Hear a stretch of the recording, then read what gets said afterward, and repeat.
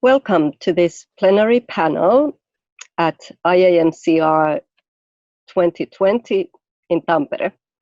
My name is Kaarina Nikunen and I'm Professor of Media and Communication Research here at the University of Tampere, and I will be chairing this panel. We have great speakers here today discussing global communication in the digital age. I will first say a few words about our theme, and then we will hear from our panelists. In this panel, we explore the impact of global communication technologies, platforms, and media systems on the construction of cultural communities, identities, and values. The panel looks at the economic, political, cultural, and ethical questions for media and communications research arising from new forms of communication and social construction. It explores possibilities of enhancing dialogue of diverse civilizations with respect to, and also with critical eye to the power of media technologies and new communication platforms. Our first speaker is Yuesi Chao. She's professor in the political economy of global communication at the School of Communication, Simon Fraser University, Canada. She is also specially appointed professor at the School of Journalism and Communication, Tsinghua University. Her research centers at the political economy and cultural politics of China's communication system and its global integration. It's really a great pleasure to be part of this panel, and I really want to thank the IMCR and for this opportunity. I just want to speak a bit about my positionality, actually, even though I'm a SFU professor right now. Actually, I'm speaking from a rural village in my native town in Zhejiang province in China. So I'm going just to highlight a few of the issues I think will be relevant in terms of global communication research in the 21st century. I actually have a little title, a big title for my talk. It's called Between a Heritage Village and the Mozhi Quantum Satellite, Re-Envision Global Communication Research from China. I found it really increasingly difficult to talk about global communication without some grounding. So a few years ago, I decided to return to my rural village, and I built a rural research institute there. It's called the Heyang Institute for Rural Studies.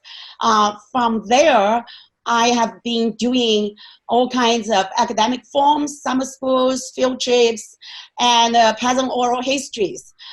This is where my middle school used to be.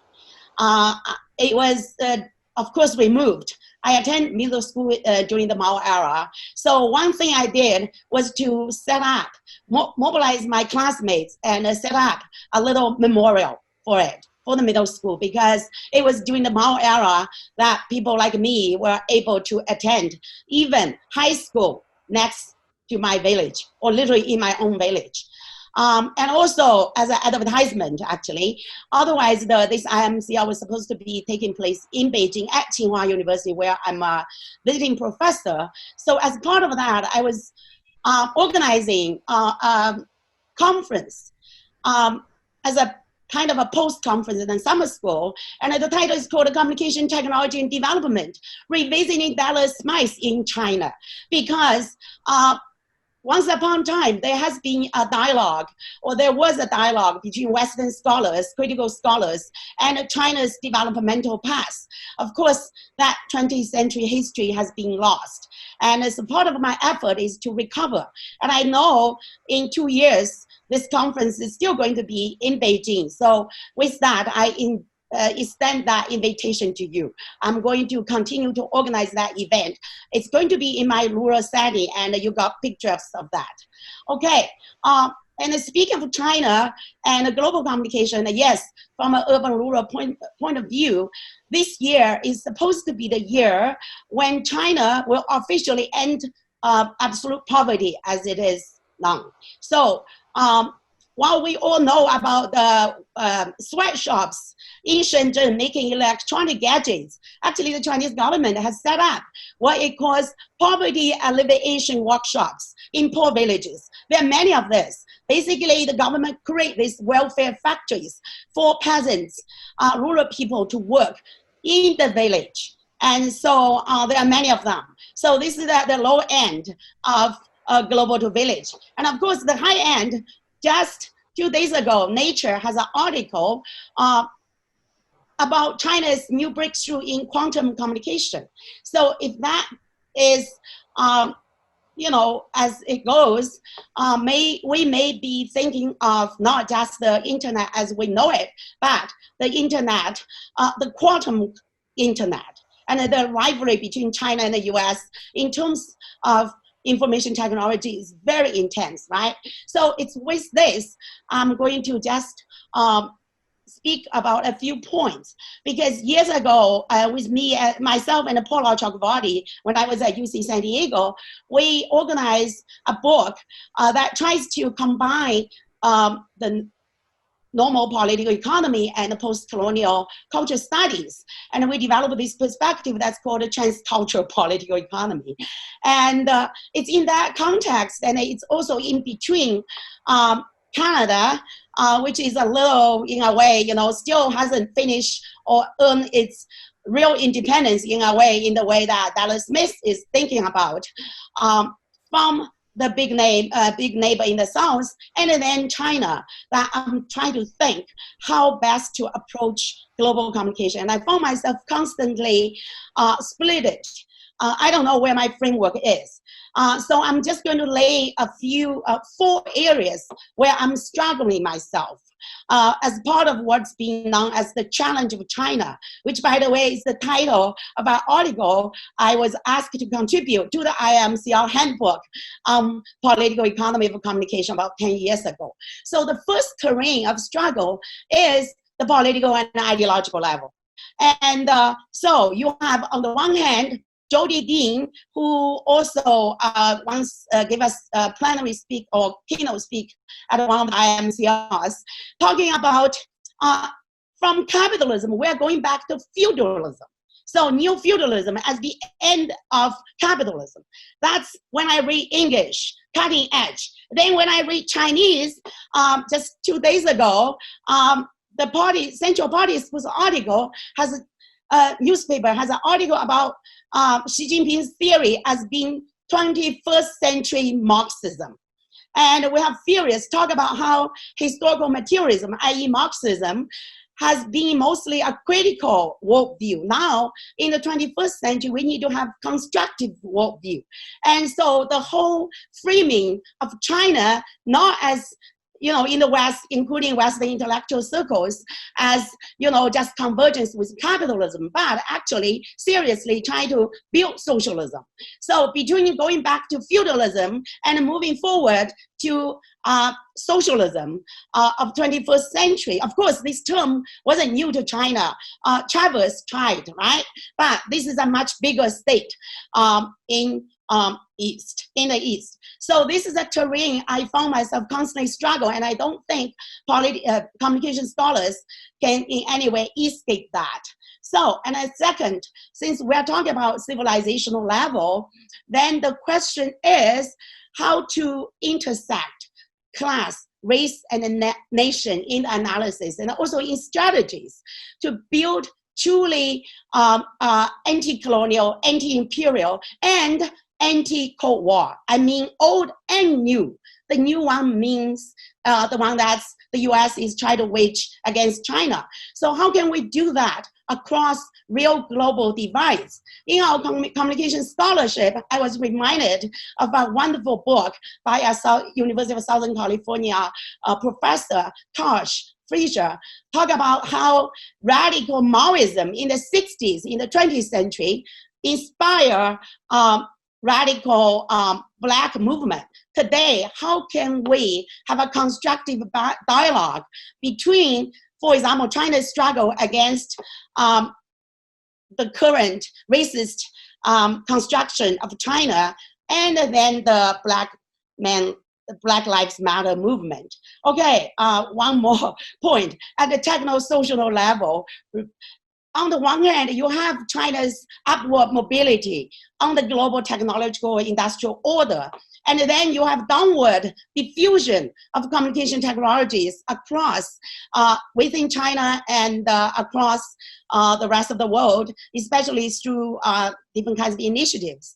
So the struggle to win hearts and minds both inside and outside China has become very intensified. And in the case of China, the current struggles actually I'm reminded of as being a new people's war, not just, hot war, but really intellectual and cultural war. And then the final point, the global to village, that's my mantra, as a lived experience. And I'm reminded of a wonderful article written by Raymond Williams in 1961 about the future of Marxism. And he was talking about, how international struggle is so important. And in that context, the Western welfare state was merely a marginal accompaniment. He proved to be very true. And then another point he was making, talk about how to understand Chinese or Cuba socialism. He said a Chinese or Cuba peasant is going to see this process in ways very different from any we can really imagine. When he say we, he talk about Western people. So with that, I'm ending with this two pictures of my neighbors, literally. Old ladies and old men who are making a living. These are left behind old people, really. But they are selling vegetables, growing vegetables. And with that, I know I'm over time. Thank you.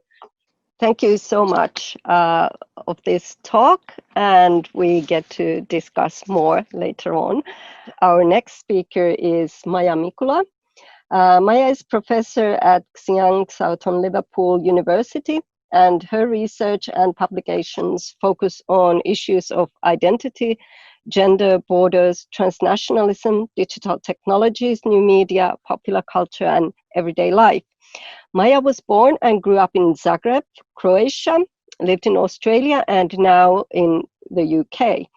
Maija studied Italian, English, and comparative literature at the University of Zagreb, Croatia, English at the University of Washington in Seattle, and cultural history of gender and Italian Renaissance history at Sydney University in Australia.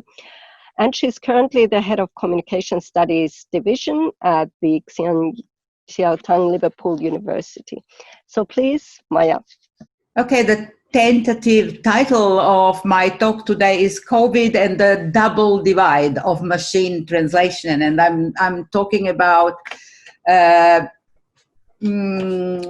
technology enhanced translation.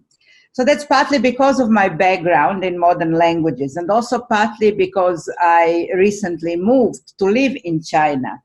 So that's why my first thoughts about the topic of the plenary were about translation, indeed.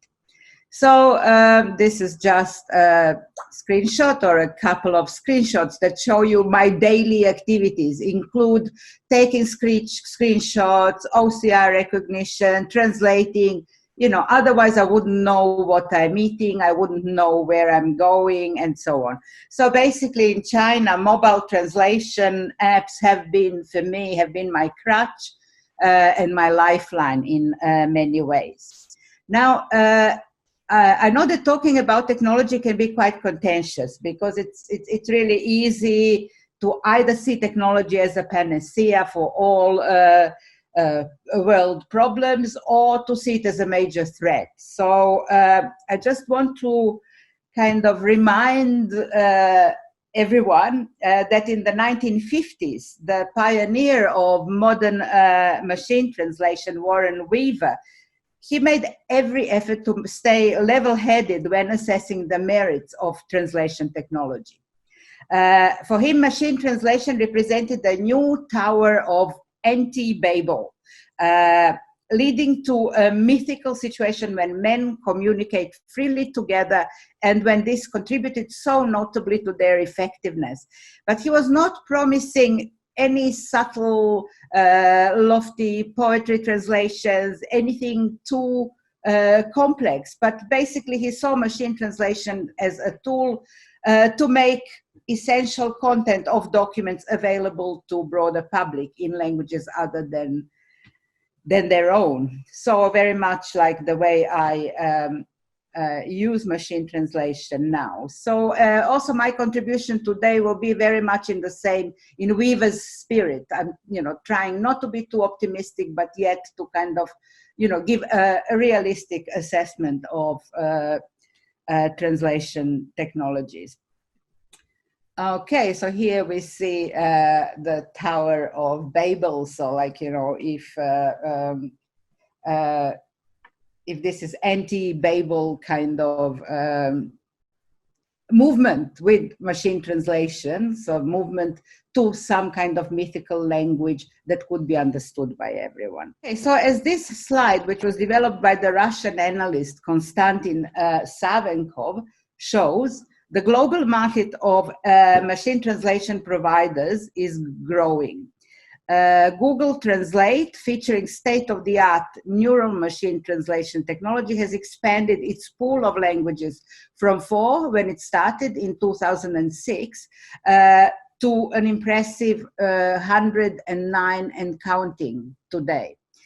There is also a thriving community of volunteers that helps Google improve its translations by doing all these things. So they might suggest alternative edits to a particular translation. So there is this kind of model where machine translation and human translation work hand in hand, which has been very successful.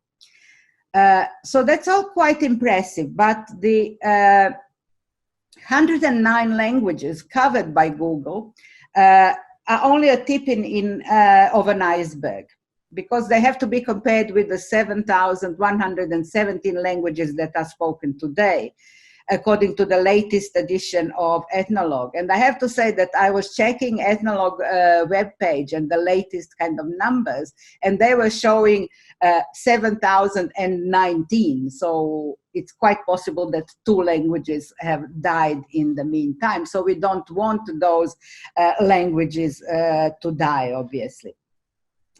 So in other words, basically, access to machine translation is governed not by a single divide, the digital divide, but by a double divide.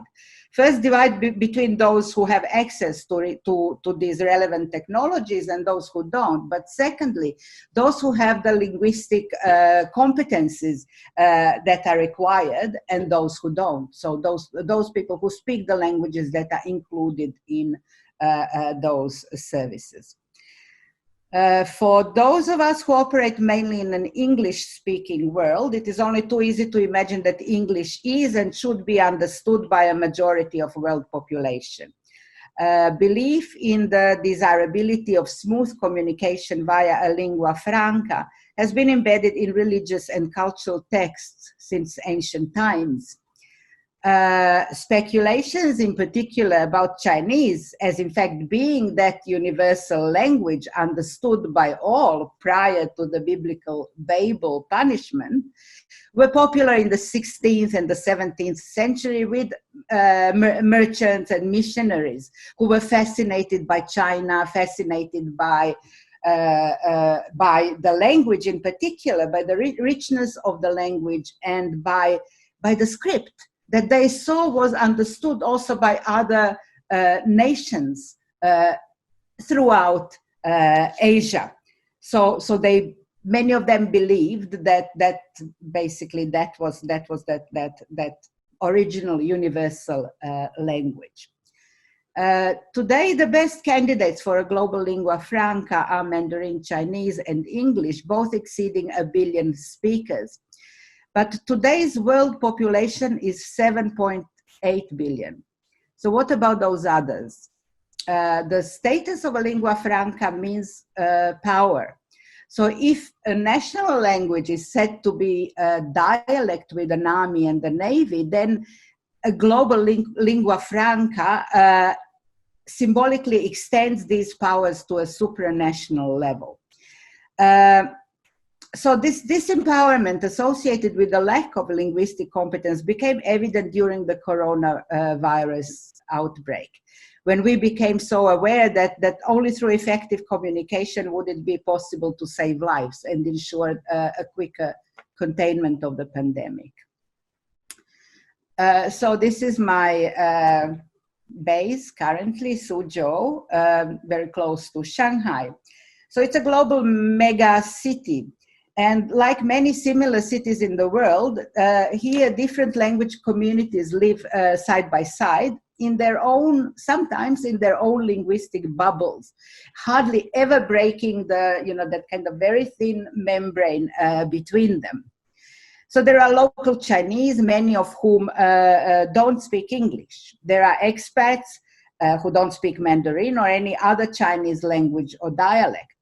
So there are people, both locals and expats, who don't speak either English or Mandarin. To confront the spread of the pandemic, authorities had to make sure that COVID-related public service announcements were understood by everyone, regardless of language.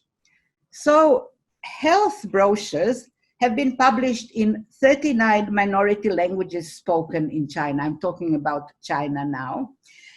Not only in the hegemonic Putonghua variant of Mandarin. Communication to foreigners was originally in English only, and other languages were added as the spread of the virus progressed. Worldwide, COVID information has been published in more than 500 languages, including video materials in over 150 languages. But for an equitable access to information, many more languages would be needed. So this makes any work on further developing the technology of machine translation particularly important. In many cases, grassroots efforts will be required to expand and fine-tune and consolidate those existing written and audio recorded linguistic corpora that feed the algorithms of machine translation, and to post-edit the potentially incorrect or culturally inappropriate text churned out by the machines. So if not a machine on its own, a cyborg machine-human technology, to use Donna Haraway's famous metaphor, might have the potential to disrupt the divide between the privileged speakers of mainstream languages and those on the other side of the linguistic divide. Thank you very much, Maya. Now we'll move on to our third speaker. She's Gayatri Venkateswaran, assistant professor at the University of Nottingham, Malaysia. She has over 20 years of experience as a journalist, editor, media activist, researcher, and media educator, working in Malaysia and Southeast Asia. She was previously the executive director of the Bangkok-based Southeast Asian Press Alliance, a non-profit network of media freedom and journalist organizations in the region to promote press freedom and freedom of expression. And prior to that, she headed the Malaysian Center for Independent Journalism, during which she and her team successfully campaigned for the enactment of the freedom of information laws in Selangor and Penang, ran an independent online radio station, conducted citizen journalism training and activities to promote media literacy among the public. Thank you, Karina. Thank you for that introduction and also the opportunity to be on this panel. I must say that I've only been a visitor sitting in the fringes at the IMCR conferences before this, so this is really indeed an honor. These are names of colleagues on the panel where I've seen before published, so it's really a pleasure to share this space with you. I'm really encouraged by the topic and also what Maya and Yuji have shared before this, because it's somehow also in the same sort of strand of thinking. I had the opportunity to undertake a couple of research projects that focused on an area that I've been involved in, which is freedom of expression, media freedom, looking at international standards and also practices in different countries. And one of the things that really stood out was how, while we have celebrated, I think there was a period of euphoria about the technologies, the digital technologies providing the spaces. And in fact, those are very real outcomes in which it has allowed for different groups, marginalized people who've been made vulnerable in the past, to be able to use these spaces to discuss, to bring out their issues, and in fact to express their languages that before they couldn't. But we've also seen that in exercising their rights, particularly on topics that are related to politics, religion, participation in democracy, and also this sort of a prevailing issue of nationalism that comes in again and again. And as we experience COVID now, that has in fact become a lot more amplified in terms of what we see online. So I wanted to sort of like use some of this research that I've done to share some of my thoughts. And I'd like to actually borrow from many of my friends in the women's rights movement who've been talking about how we can begin to imagine a feminist internet.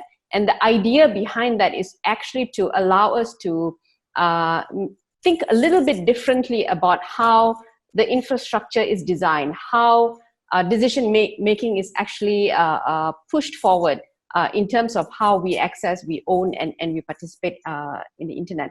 I have some slides, not as the main center of our presentation, but I thought I wanted to share what some of those findings were in a couple of those research. So I'll just put that up. So the focus of one of the particular research projects was actually looking at freedom of religion online. Now, I started, of course, looking at, what allows people to exercise their rights. So the international standards really provides for that framework. It provides for the protections.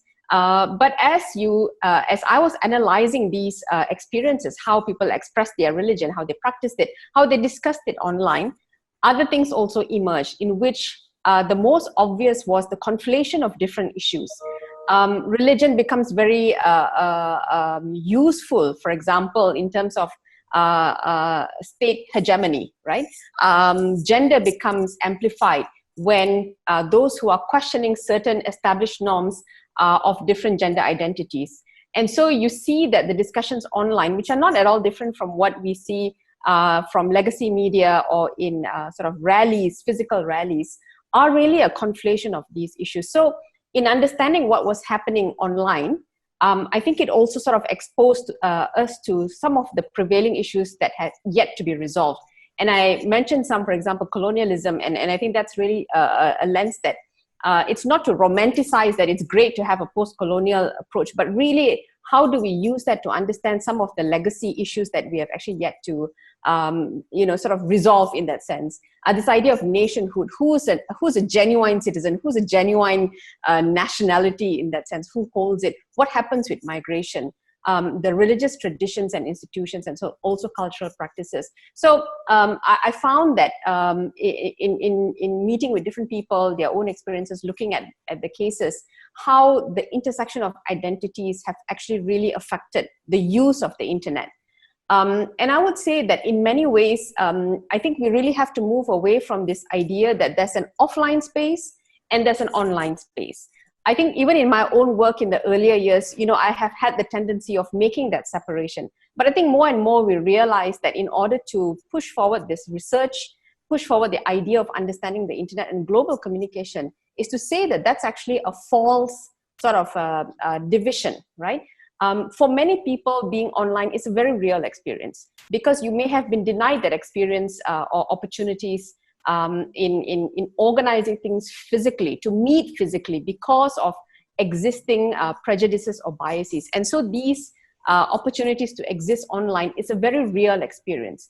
It's in fact made more real because the state treats it as a real space, and in fact takes action against people who might be seen as counter-establishment or critiquing the establishment. So there are some examples where in Bangladesh, in Pakistan, in Malaysia, in India, while we see there are all these principles and standards that can actually govern and tell us how we can use the spaces, internet spaces, safely, but we see that there are also all the other things happening. The structural inequalities have yet they've not actually sort of been diminished. In fact, it's in some cases amplified because you're much more obvious on the internet. And where you cross boundaries, you actually do cross physical boundaries as well. And so the issues of political economy nexus becomes also more pronounced because in understanding some of these trends, we also see that the global companies, the tech companies that we rely on to offer that spaces and have in fact allowed for a democratic use of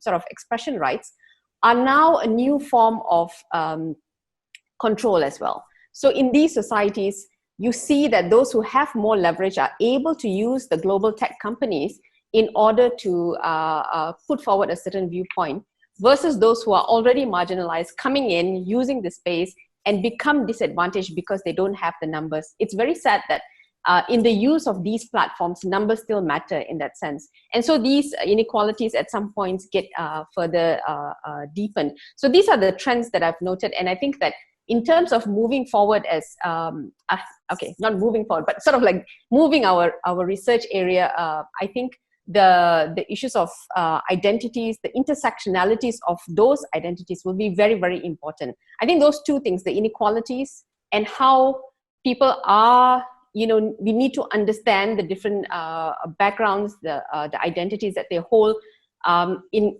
any spaces. I think those are very important. And I think to keep an eye on how the various issues of nationalism and you know, this religion in particular, because of the study that I did, have become so entrenched, and that's driving a lot of the actions and conversations that happen online. So the question of, are we seeing more opportunities for democratic discourses? On the one hand, yes, because people who've not had that opportunities before are coming in, and there's so much of research already done on that. But at the same time, we're also seeing that the power structures that existed before, slightly modified, but continue to also present some of these challenges when these conversations have become more prominent over the internet spaces. So I think for us to sort of respond to this is to recognize those. And going back to a very old question, I think in the field of media reforms is about the ownership of these spaces. I think we have yet to, I think it's one of the greatest challenges that we've not been able to overcome.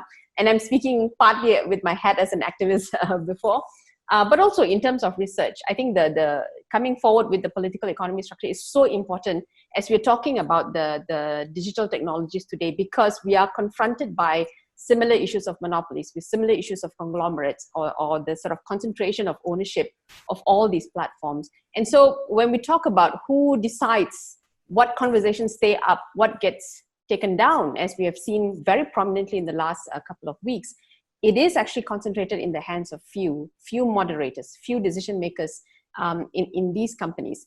And the research that I've done again brings up these sort of stories that I think need to be documented.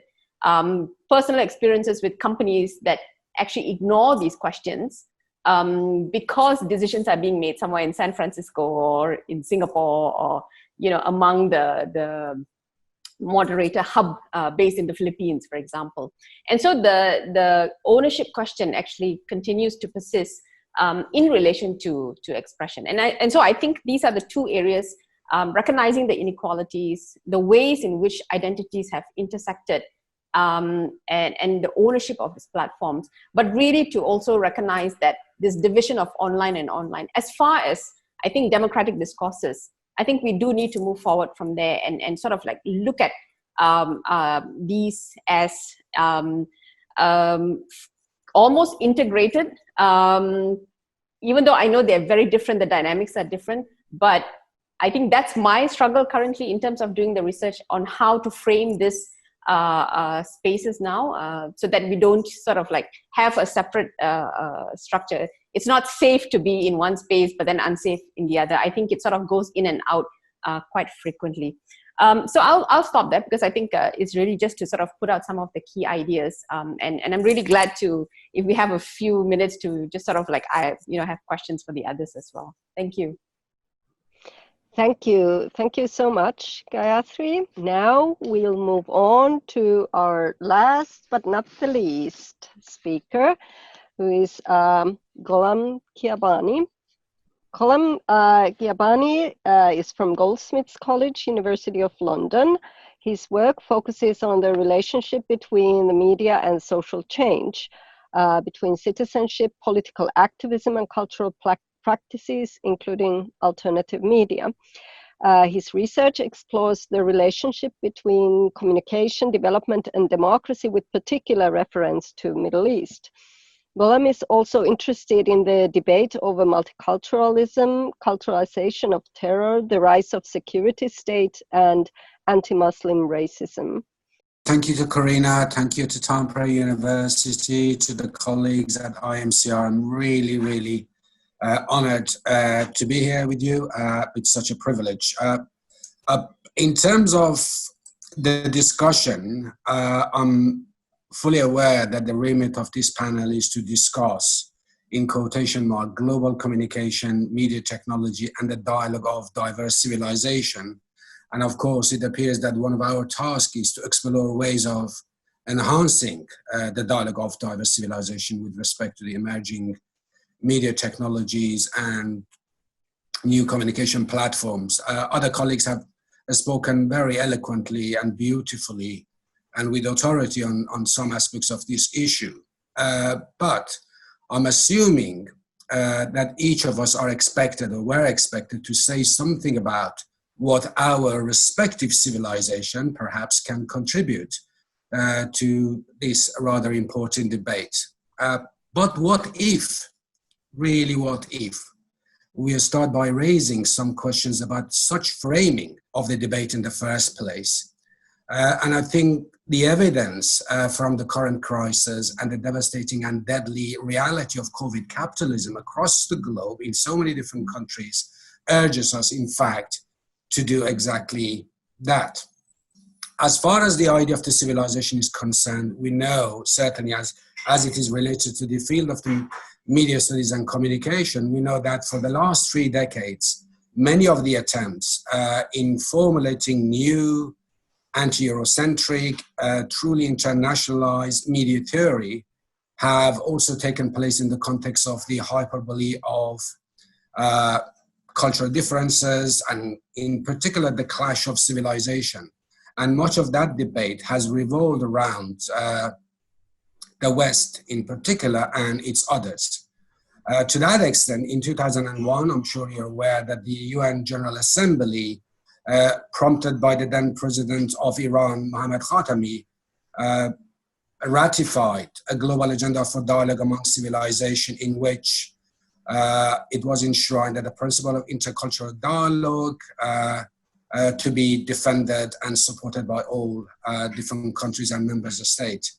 This reinventing of Samuel Huntington, in my view, nevertheless actually kept, despite reinventing it into the progressive, sensible, sensitive kind of, in a way, direction, nevertheless it still kept the actual framework of the civilizations and the world divide between different civilizations. And my question is, can we really reduce the wider issues of global economic inequality, colonialism, international trades and development, and imperialism merely as a matter of cultural misunderstanding that can be solved by dialogues between so-called different civilizations? As for the other part of the discussion, that is the globalization, I think it is very clear now, more than ever, that it is rapidly moving into the reverse. Globalization was already showing slowing in the wake of the financial crisis, rising trade barriers, and with a new cohort of nationalist, populist leaders in place in many different countries. But now, as we know, many international flows and exchanges have come to an abrupt halt and end. More than 90% of the flights have stopped, borders have been solidly closed, and powerful states are competing more viciously for the precious health equipment on international market. What vision of globalization would emerge from this crisis, and which states and not civilization are likely to be more dominant in any new world order? We have to wait and see. But the reality is, while the neoliberal economic norms may be crumbling before our eyes, governments in many different perceived civilizations are desperately trying to assert command and control policies with dramatic consequences for democratic as well as for communication rights.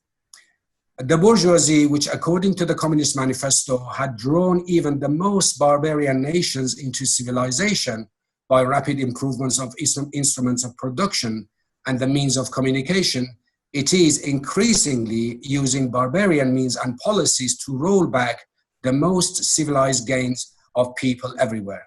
The evidence, I think, is undeniable in so many different countries and contexts.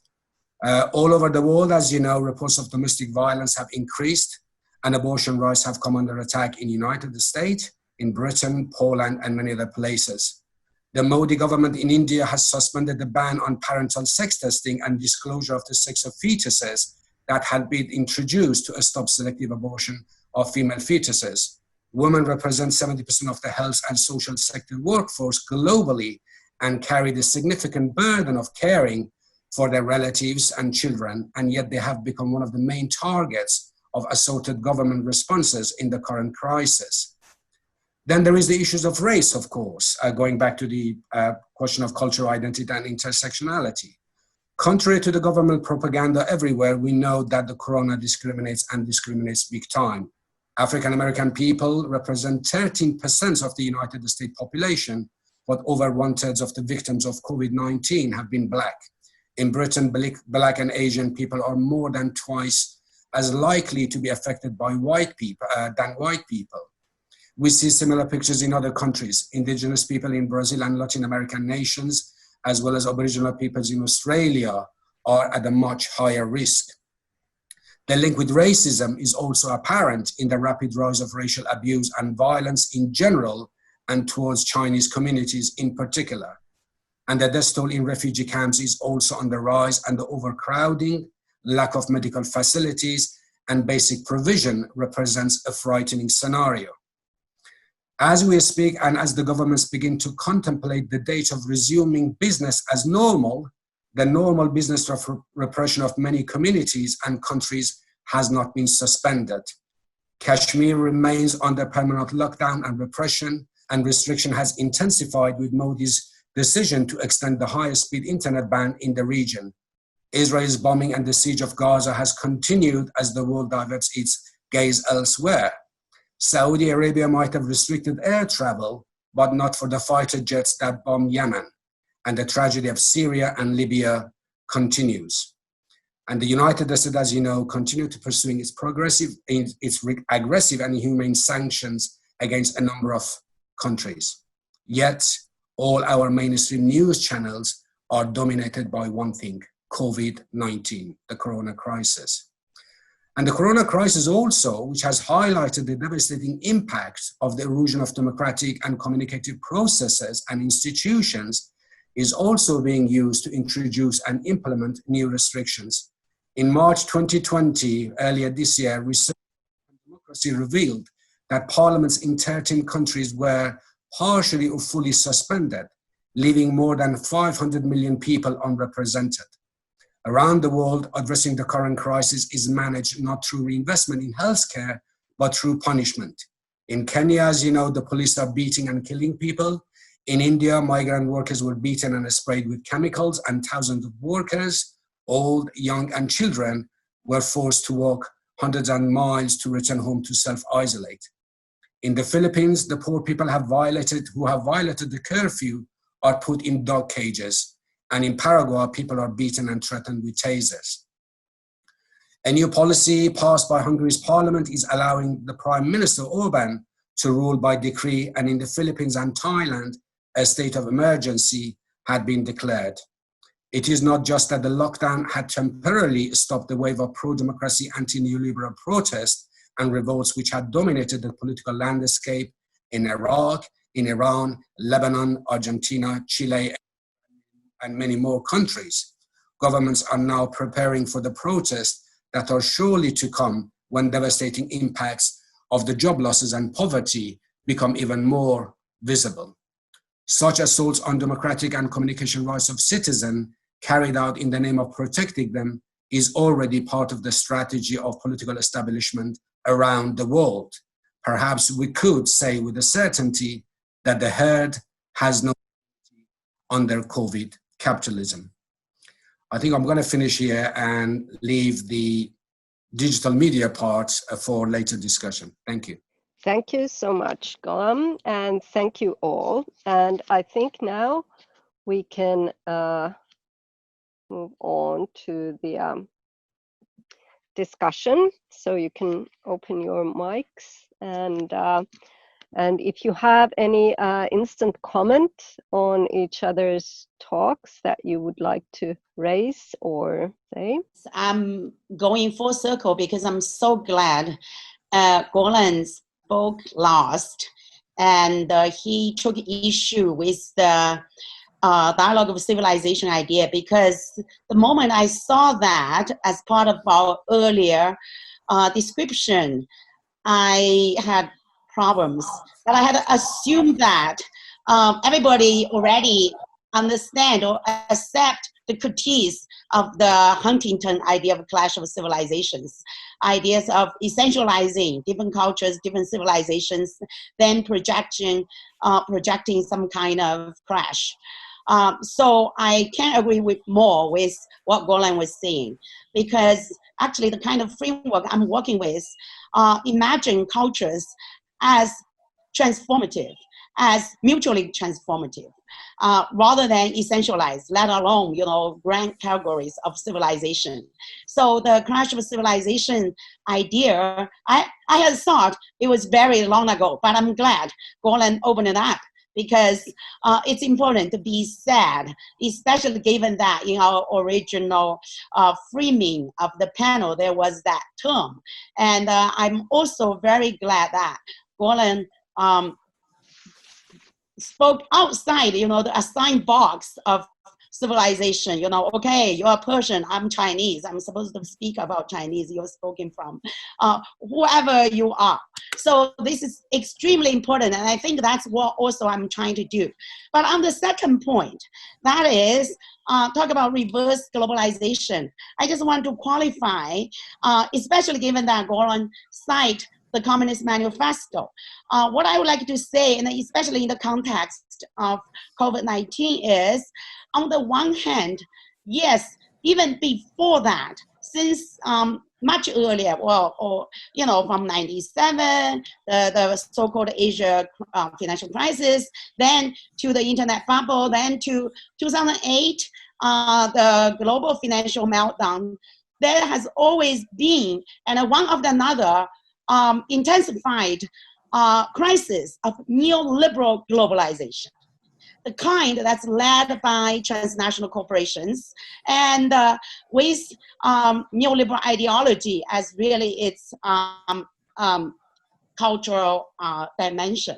But so, and also I agree that maybe COVID-19 might be context from which nations, communities need to build more autonomy in terms of their economy, in terms of their medical care system, not to mention that, and in terms of issues of social justice and yes, even communication systems. But at the same time, I, as somebody who was, yes, also taught in Communist Manifesto, and I hope this can be opportunity for us to re-envision a different form of collaboration, a different form of maybe not the term globalization, but different form of internationalism.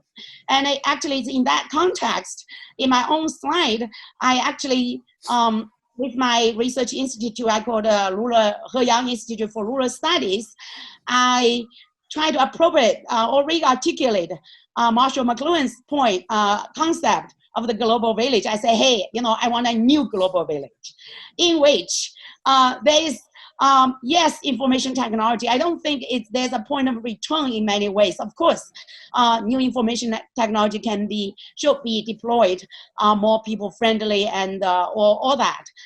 Yes, and a feminist internet. That would be fantastic. But on the other hand, I really think this should be opportunity for us to first reassert resilience, autonomy, and especially at the national and the local levels. But at the same time, reimagine different kind of globalization. Yes, and being somebody who grew up in the, born into the Mao era, and grew up in much of the neoliberal era, kind of, internationalism that, or what's his name? V.G. Prashad, talk about the darker nations, right? A kind of transcultural solidarity that is free from the kind of imperialist, neoliberal, and racist legacies. So just on that, thank you. So very quickly, I think maybe I should have also mentioned, I think one of the observations in terms of the work that I've done and here a lot in Southeast Asia and South Asia also, is actually recognizing that there's so much of sort of solidarity at the people level. And this is where some of the challenges happen, because you do see that power structures that allow for governments to sort of come together. One of my closest friends said, it almost feels as though the leaders in the region are in a WhatsApp group sharing notes of how best to sort of repress our people and what laws to use. So they have a certain level of engagement that actually pushes the kind of inequalities that continue, the sort of repression that we see. It almost feels like a cascading effect. There is in fact solidarity. There's in fact the recognition of the problems that are similar across. And I mean, I think many of us have, as you said, have already gone past Huntington's scholarship in that sense, because the challenges that we see are not necessarily in fact, that is not the issue. It is about the class issue. It is actually about the political leadership that is continuing to use these different identities in order to deepen further those sort of divisions. So, when we look at, that's why I use the example of like Facebook or Twitter, that are these, large companies, not so much Twitter, but Google and Facebook. These are the new ones that are in collaboration with the states to actually create this new sort of new political makeup. As much as they don't want to be considered as political, they don't want to be considered as media companies also, they don't want that responsibilities, but these are the ones that are actually in collusion with the states in order to create those structures that benefit them, benefiting from the market, benefiting from the content that's produced, but actually retain those structures and those divisions. So this is the new you're right, absolutely. These are the new sort of global settings that we should really look at. For me, I think it's not new only because we have worked on the issues of media conglomerates and concentration in the past, and we see some of this actually being repeated. But it does fit that paradigm of capitalism and neoliberalism that we haven't moved away from. So even in the most sort of a society or politics that distances itself from the kind of liberal politics, has no arguments, whatever, has no issues about taking up neoliberalism as its structure. So you see conservative politics together with neoliberalism pushing those ideologies, but at the people level. So these issues that I've been working on, you see that resonate across. We're dealing with the same issues. We are civil society is actually working together. So that distance, unfortunately, is still there because of how powerful the elite structure is at the moment. So I would love this idea of a new sort of a making, but I think that we do need to somehow, consider also how to bridge that gap. Autonomy cannot come that easily because of the nexus between the politics and economy that's still so strong at the moment, in my view. Thanks. I apologize because I was kind of, my thoughts were more after Professor Zhao's words. So I was going to ask you, what do you think, if you could comment on the One Belt, One Road initiative as a kind of spread, kind of global spread of Chinese culture, which from my perspective, looking from Mediterranean countries, Europe and so on, it completely changed the perception of people there of, what China is, what China represents culturally, people who don't know much about China. So I think that's some kind of, very soft kind of disruption of Huntington's, civilizational divide. It's, yeah, I maybe, I don't know, seeing it from one side. So I would really like you, if you could comment on that. You know, I have tried to avoid that term because it's a very controversial term. Actually, on the YouTube, I actually one time, I think the lecture might still be there. At SFU, I gave a lecture, the president's lecture, 2 years ago on One Belt, One Road. And since, yes, there are people from South Asia, just before COVID-19, the outbreak, I was in Bangladesh at a conference. And people or the conference attendants from India and Bangladesh, I used just jump on me in a way about One Belt, One Road, seeing me as almost from China, representing somehow the Chinese government, and see it as a threat. And I fought so hard. That's why today I made a disclaimer first. I said, okay, I'm not representing the Chinese state. So, okay, on all that, yes, this is a huge issue. Let me start by this. The One Belt, One Road initiative, in terms of the communication dimension, there are two very explicit in terms of its components, right? Institutional, all that. One is infrastructure, really.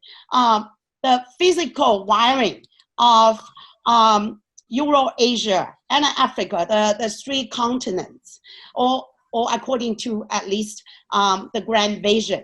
And so there's physical connectivity, not only in terms of cable and but also satellite.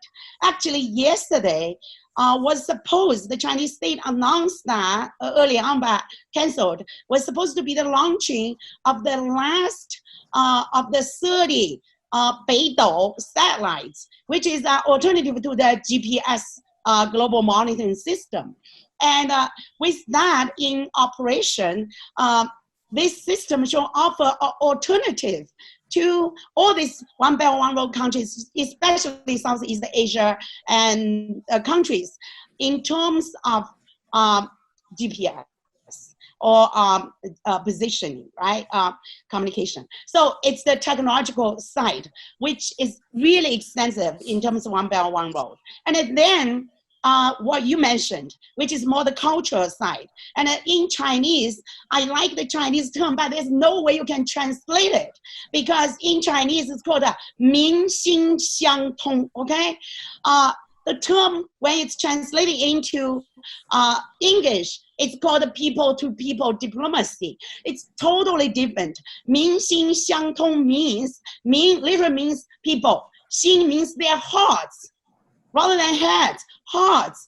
And 相通 means connected to each other. It's like the quantum entanglement, okay? So that's the Chinese ideal. That is, the people of different colors will be connected by their heart rather than just by the hardware. So in that sense, it's a grand dream. But in the process, of course, there are all kinds of challenges, and also I won't suspect, all kind of problematic practices. But in the designing or in the invasion of the idea, this sense of connectivity, both on the physical level, but also on the cultural level. And speaking of that, and sorry to essentialize culture a bit, in China, in the Chinese classic thinking, actually, when you talk about communication, we talk about heart first, then the mind. When I try to pursue it, I will have to, when we say we have a connection by emotion first. So there's that challenge. It's not, your Habermasian, rational, ideal speech situation. It is actually emotionally connected. So 民心相通 as a key component of the Belt and Road Initiative. But again, are there imperial Chinese designs under it? Well, it depends on how you look at it. And it depends on how, and this again, it's my point about transcultural dimension. Also depends upon how different countries, different actors, including civil society organizations that, you know, Gayatri was referring to, or you are part of, to fight over. That's how I end up my frustrating talk last time in Bangladesh. I said, look, I can represent the Chinese state, but if you want the Belt Road differently, go and fight for it. Fight for your vision. And that, after all, is the Chinese state's idea of the One Belt, One Road, right? It's not, they don't even call it a plan or a scheme, let alone. They call it a proposal. They call it open participation. But to what extent, of course, you know, come back earlier about, you know, how politics, the economy dominates, and also how, you know, China is such a huge nation, and this nation historically has its imperial legacies, and how that legacy is becoming scarce, especially to neighboring countries, countries that historically, in a way, you know, in the pre-nation state era, we are, you know, tributary entities to the Chinese empire, right? So the Chinese state and the Chinese culture, Chinese nation needs to be taken accountable and challenged by everybody else, so that the One Belt, One Road will not just be, you know, a repetition of some of the earlier imperial order. And again, I learned something from Herbert Schiller when I said last time, I think when I was inviting him to give a talk in my class, and people asked him what to do, and he said, well, I have said what I can say, you know, what do you do? So in that sense, the One Belt, One Road, I think it's a terrain for struggle. The idea is there as a possible alternative, so that, for example, for a third world country or neighboring country that itself does not have these internet giants, and also doesn't have the resources to develop your quantum satellite, or doesn't have the scale of economy to develop this kind of new technologies, then it's upon all these other countries to fight with, along, and against your own national democratic processes. And for people like myself, that's why I moved back to China, not really move back, but try to come back to China to wage struggles inside. In the slides, I didn't have a chance to show, I show a picture of China's Tiananmen Square, Tiananmen. On the gate, it has a slogan saying that, long live the great unity of peoples of all world. The Chinese state, when it was built, at least by Mao, had some internationalist commitment. They always say, you know, we were brought into the United Nations by our African brothers, brother nations. And so now it's time the Chinese state be asked to be accountable to that transnational solidarity. What I said earlier about our earlier wave of internationalism. And then for also people inside different countries to struggle against with to make this Belt Road Initiative part of a new form of, I don't like the term globalization, but new forms of transcultural, political, economic connectivity. Thank you very much for that perspective. Well, thank you. I just wanted to add something in the debate around, because colleague, I think, raised a really, really important point, and in particular, usually I wasn't citing a Communist Manifesto in a critical way. I was just kind of insisting on the kind of in where the actual logic of seeing our world. And in the case of actually solidarity, I think there is a significant point, an important point here as well. I remember that in Nicholas Garnham critiques of Habermas' public sphere, one of the key points that he makes in his critique is that in contrast to the bourgeois public sphere, with its emphasis on the values of rational debates among the individuals, the plebeian public sphere, the counter-public sphere, was built around a different set of values, and that is collective action and solidarity. I think looking at the history of the social movements throughout decades, and perhaps from the very beginning, actually you can see the traces of that sense of collective action and solidarities. That is nothing new in itself. Whether it can be enhanced by the digital communication, of course, that's an important discussion, but we have been here before. You're looking at, for example, the Chartist movements, the first ever big working class movements in the UK. It was inspiring to many, but also had a significant number of people, not only from Ireland, but from Germany, from Poland, from Netherlands, and so on and so forth, participating in that movement. It was something that inspired the whole of the kind of, in a way, continent and beyond, move forward into the 1917 and the Russian Revolution. We know had a huge impact globally. It was big. The most celebrated accounts of the Russian Revolution is written by an American journalist, John Reed, who later on went and wrote a beautiful book on the Mexican Revolution. Fast forward to the Spanish Civil War. It wasn't just the war between the fascist and the Republican, and not just between the left and the right in Spain, but also the fascists from Italy joined Franco forces. At the same time, a significant international brigade formed. People across the continent and from beyond the continent actually fought alongside Republicans in Spain. Every single anti-colonial movements from India to Angola to Mozambique to many other places has inspired a significantly large number of people. So I think we've never been short of that idea of collective action, of international solidarity. As we speak, look at how the uprising in the United States has inspired many people in Europe and beyond. That's an international solidarity that we can see, and it's not unheard of. The people in Auckland during the apartheid were the first people who really expressed their support for anti-apartheid struggle in South Africa. Many people in United States and elsewhere expressed their support for the Arab Springs and vice versa. So that's been the case, and it's not really so much a question of actually different location, because you're looking at it. I'm just give you one example about the possible contradictions of the current situation.